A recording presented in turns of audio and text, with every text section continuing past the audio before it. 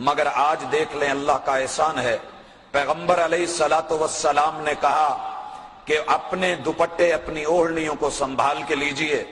हमारे यहाँ खवातीन की 4 किस्में हो गई। पहली किस्म, खवातीन ने दुपट्टा लेना गवारा ही नहीं किया, जरूरत को महसूस ही नहीं किया। सफर हो या हजर हो, घर हो या बाहर हो, खुशी हो या गमी हो, शादी हो या कोई पार्टी हो, उनके हाथ दुपट्टा नजर नहीं आता।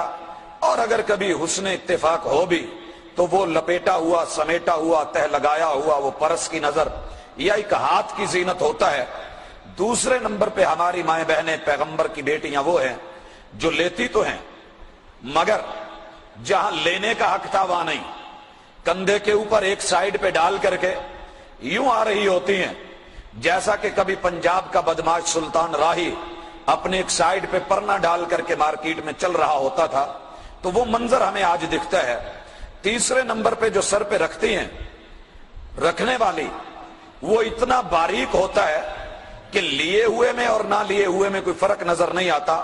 कासियातुन आरियातुन, महबूब अलैहिस्सलातु वस्सलाम ने कहा था, अल्लाह रब्बुल इज्जत ने लानतें बरसाई है ऐसी खातून के ऊपर कि जो पहनने वाली भी है लेकिन नंगी भी है, लोगों की नजरों में और अपने ख्याल में लिबास पहन के आई है लेकिन वो नंगी है। और चौथी किस्म कि जो ले रही हैं उनका डिजाइन ये है, किसी मजलिस में हूं, किसी सफर में हूं, हजर में हूं, किसी भी मुकाम पे हूं, पब्लिक पॉइंट पे हूं, सर पे एक मर्तबा लेंगी, फिर झटका देके उसको उतारेंगे, फिर उसको सर पे लेंगी, फिर झटका देंगे, उतारेंगे। तो ये खेल, ये सिलसिला, ये लोगों की तवज्जो को अपनी तरफ मबजूल कराना।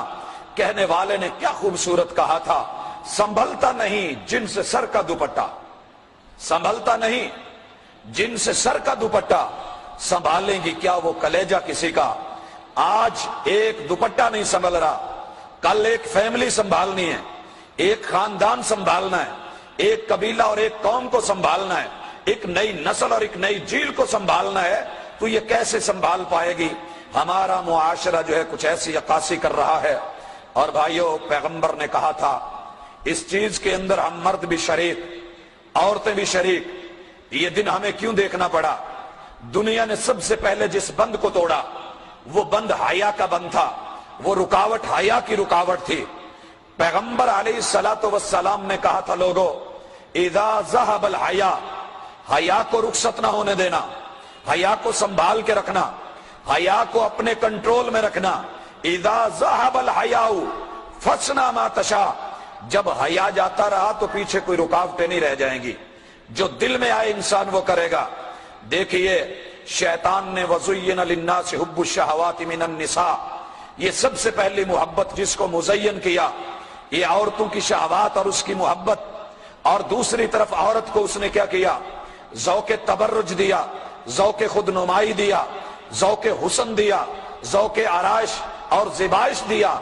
उसको घंटों जो है कहां बिठाया, आईने के सामने, आईने के सामने बिठा करके उसको बना संवार करके ब्यूटी पार्लरों में ले आकर के एक शॉपिंग करने के लिए बाजार में जाना है, इतना लंबा चौड़ा वक्त लगा करके फिर बाजार में लाता है।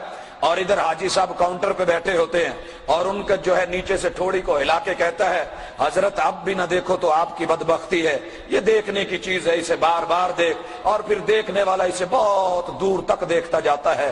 कौन है हव्वा की बेटी है, कौन है मोहम्मद सल्लल्लाहु अलैहि वसल्लम की बेटी है, कौन है मुसलमानों की औरत है, कौन है ये किसी मुसलमान की माँ है, कौन है किसी मुसलमान की बहन है, कौन है किसी मुसलमान की बीवी है और किसी मुसलमान की बहू है। अल्लाह अकबर।